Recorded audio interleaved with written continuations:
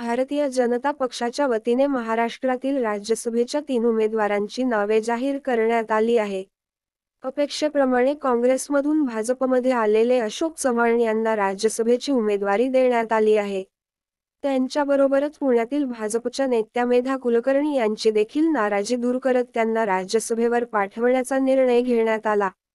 तसेच नांदेड येथील भाजपचे जुने कार्यकर्ते डॉक्टर अजित बोपचडे यांना देखील राज्यसभेची उमेदवारी देण्यात आली आहे.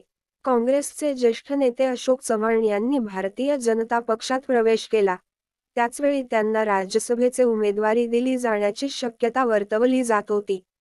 अपेक्षेप्रमाणे अशोक चव्हाण यांचे नाव राज्यसभेचे उमेदवारीच्या यादीत समोर आले आहे. मराठवाड्यातीलच नव्हे तर महाराष्ट्रातील मराठा समाजाचा एक मोठा नेता म्हणून अशोक चव्हाण यांच्याकडे पाहिले जाते. अशोक चव्हाण यांचा प्रदीर्घ अनुभव पाहता त्यांना आगामी मंत्रिमंडळात मोदी सरकारमध्ये मंत्रिपद देण्यात येईल, अशी शक्यता देखील वर्तवण्यात येत आहे.